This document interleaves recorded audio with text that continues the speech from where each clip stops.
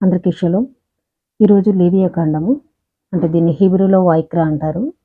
23వ అధ్యాయము 24వ వచనం గురించి మనం చూద్దాం. నీవు ఇశ్రాయేలీయులతో ఇట్లను, 7వ నెలలో మొదటి దినము మీకు విశ్రాంతి దినము. అందులో జ్ఞాపకార్థ శృంగధ్వని వినినప్పుడు మీరు పరిశుద్ధ సంఘముగా కూడవలెను.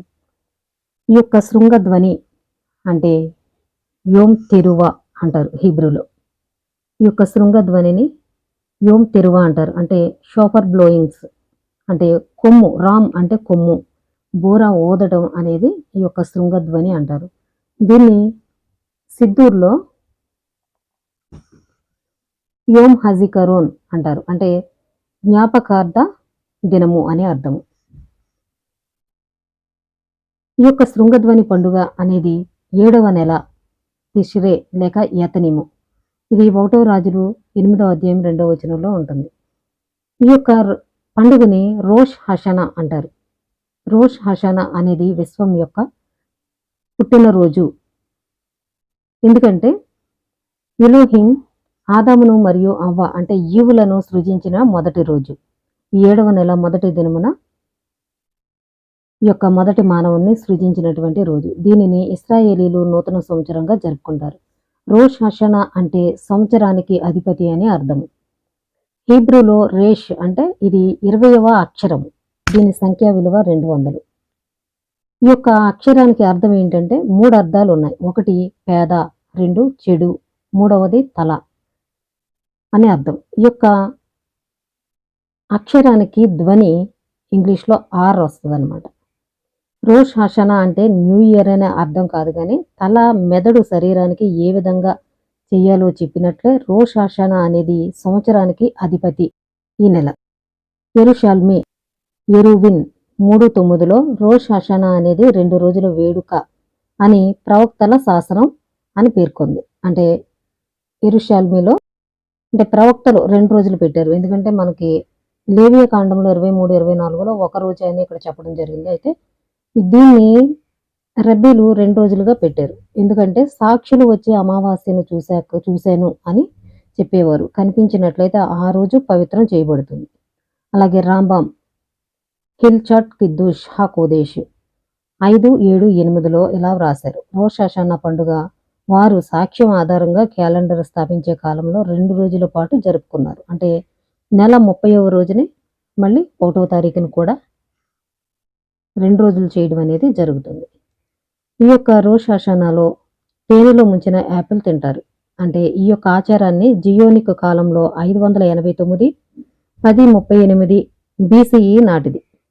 బిత్రీకి చెందిన రబ్బీ సించా రచనల ఆధారంగా ఎరుపు యాపిల్ ఉపయోగించడం అనేది జరుగుతుంది.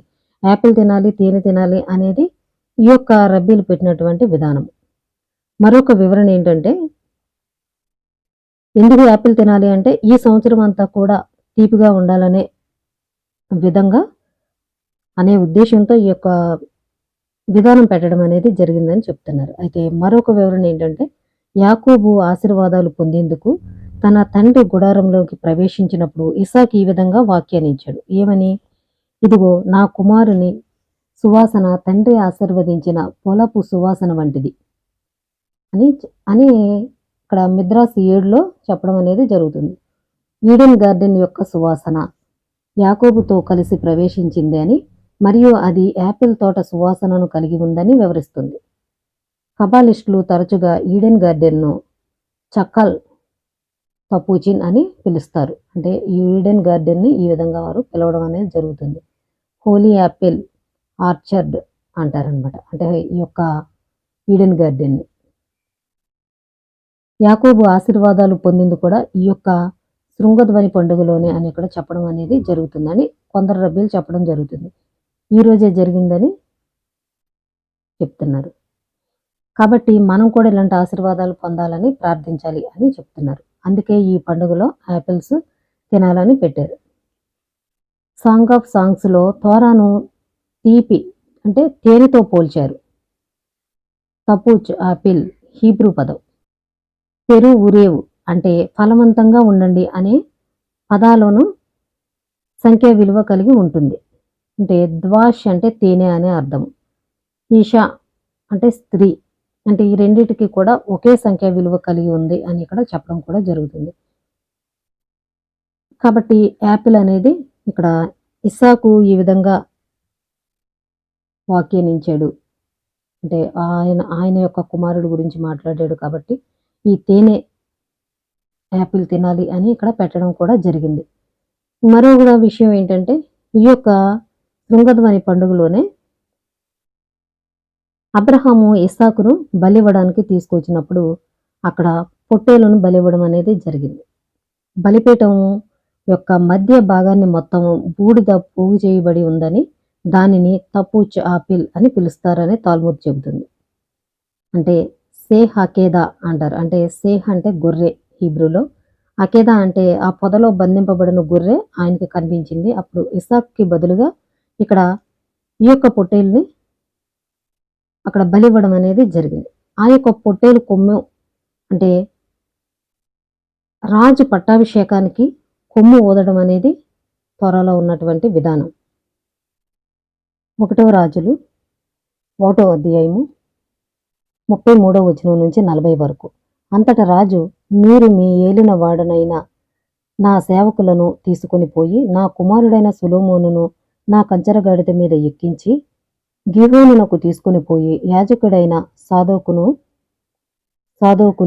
ప్రవక్త అయిన నాతానును అక్కడ ఇశ్రాయేలీల మీద రాజుగా అతనికి పట్టాభిషేకము చేసిన తర్వాత మీరు బాకానాదము చేసి రాజైన సొలొమోను చిరంజీవి యగునుగాక అని ప్రకటన చేయవలెను అని ఇక్కడ చెప్పడం అనేది జరుగుతుంది.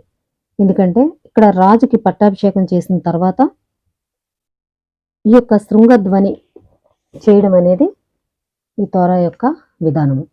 కాబట్టి ఇక్కడ పొట్టేలు కొమ్ము కూడా దానికి సాదృశ్యంగా చెప్తున్నారు. అంటే రేపు రాజుకి పట్టాభిషేకం చేయబడుతుంది అని కూడా చెప్పడం అనేది జరుగుతుంది. ఇంకా మరొక విషయం ఏంటంటే తాల్ముద్ ప్రకారం ఫరో యొక్క ఆజ్ఞను బట్టి ఇశ్రాయేలీలు వారి ప్రసవ సమయంలో యాపిల్ చెట్ల కింద ప్రసవించేవారు. ఇశ్రాయేలీల మగపిల్లలను ఫరో చంపేవారు. వారికి తెలియకుండా చంపకుండా ఉండేందుకు యాపిల్ చెట్ల కింద ప్రసవించేవారు అని ఇక్కడ చెప్పడం అనేది జరుగుతుంది. యాపిల్ చెట్టు క్రింద నేను నిన్ను లేపాను, అక్కడ నీ తల్లి నిన్ను గర్భం దాల్చింది, అక్కడనే నిన్ను కనెను అని ఇక్కడ సాంగ్ ఆఫ్ సాంగ్స్లో ఈ యొక్క వాక్యం దీన్ని బట్టి నెరవేరింది అని ఇక్కడ చెప్పడం కూడా జరుగుతుంది. అలాగే ఈ యొక్క శృంగధ్వనిని హీబ్రూలో యోమ్ తిరువా అంటారు. అంటే షోఫార్ బ్లోయింగ్స్ అనమాట. అంటే రామ్ అంటే కొమ్ము ఊదడం. యోమ్ హజికరోన్ అంటే జ్ఞాపకార్థ దినము అని అర్థము. యోమ్ హడిన్ అంటే తీర్పు దినము అని అర్థము. అయితే రోష్ హషానా రోజు ఉదయం 30 సార్లు ఈ యొక్క షోఫర్ ఊదటం అనేది జరుగుతుంది. తోరా చదివిన తర్వాత 70 సార్లు ఊదటం అనేది జరుగుతుంది. అలాగే రెండో రోజు కూడా 100 సార్లు ఈ యొక్క షోఫర్ బ్లోయింగ్స్ అనేది ఊదటం అనేది జరుగుతుంది. ఈ యొక్క శృంగధ్వని అంటే ఈ యొక్క యోమ్ తెరువా, దీన్నే రోష్ హషనా అని కూడా అంటారు. కాబట్టి ఇలాంటి మరిన్ని విషయాలు మీరు తెలుసుకోవాలనుకుంటే నా ఛానల్ని సబ్స్క్రైబ్ చేసుకోండి. అందరికీ షలోమ్.